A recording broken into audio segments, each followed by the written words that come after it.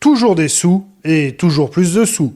Voilà le programme que s'est fixé Ursula von der Leyen pour terminer l'année 2025 en beauté, puisque la présidente de la Commission européenne s'est fixé pour objectif de trouver la modique somme de 140 milliards d'euros, somme qu'elle ambitionne de mettre au service de l'Ukraine. C'est en effet la somme nécessaire pour les 2 prochaines années pour faire fonctionner à minima l'État ukrainien, c'est-à-dire approvisionner le pays en énergie, payer la solde des militaires et les salaires des forces de l'ordre, financer l'effort de guerre du pays, sans oublier bien évidemment d'entretenir la mafia qui tient le pays et se sert au passage. Sauf que voilà, les caisses européennes sont vides et Ursula von der Leyen, un peu comme les enfants qui envoient leur liste de cadeaux au Père Noël, a envoyé un courrier à chacun des chefs d'État et de gouvernement des 27 États membres de l'Union européenne pour les inviter à participer à ce énième pot commun pour l'Ukraine. Sans surprise, le Hongrois Viktor Orbán a immédiatement exprimé son désaccord sur un tel projet. J'ai reçu une lettre d'Ursula von der Leyen. J'essaie de comprendre et je m'efforce de répondre d'ici demain.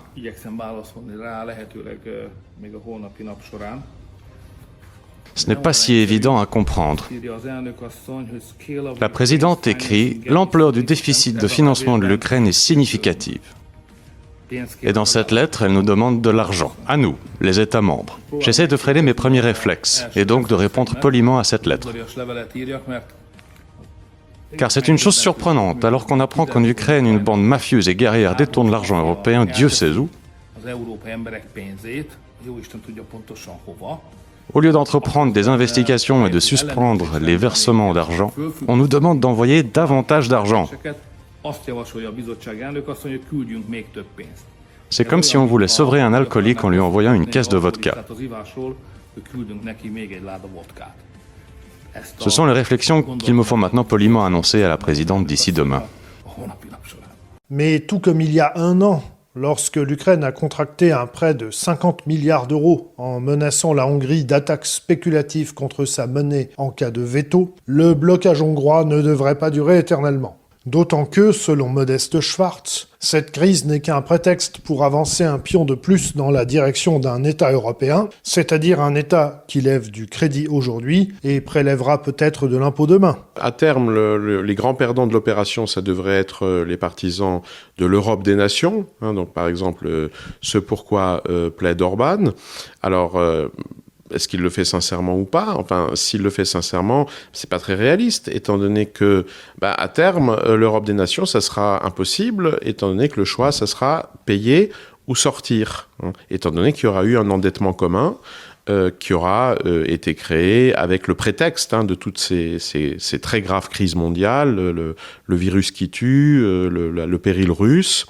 Et donc là, on est dans le péril russe. En plus, ça a l'air de devoir finir. C'est ce que semblaient suggérer les chiffres du nouveau budget russe. Donc, faut essayer encore de presser ce citron-là le plus possible tant que c'est possible. Et donc, évidemment, on commence par un tour de table. Parce que, c'est comme avec les enfants. On va d'abord leur montrer l'épouvantail.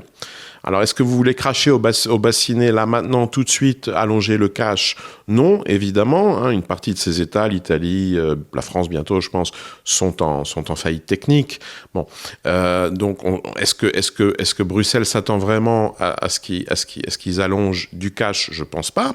Mais ça permettra, après ce tour de table, de dire « Ah, vous savez quoi, finalement, on a peut-être quand même une bonne solution, qui est un endettement collectif en tant qu'Union européenne, à long terme. » Et ça, pour le politicard moyen, c'est pain béni, puisque ça veut dire que ça devrait être payé par l'administration suivante. Mais le plus déroutant dans ce énième plan de financement européen de l'Ukraine, c'est que cette fois-ci, la Commission européenne reconnaît elle-même que ce nouveau prêt présente des risques sur les marchés financiers.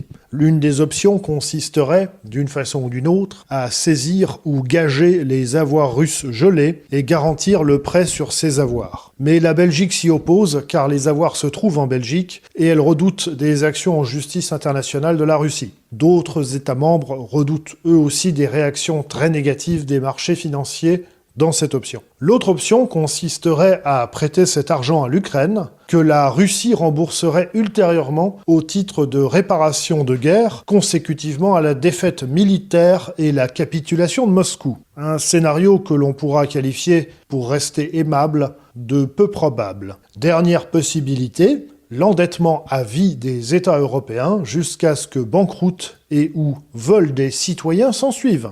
En effet, une fois que l'euro numérique aura été mis en place, il n'y aura plus qu'à instaurer une interdiction de sortie de la monnaie du territoire pour les particuliers, et la dernière porte se sera refermée sous les yeux des citoyens captifs de l'euro-goulag.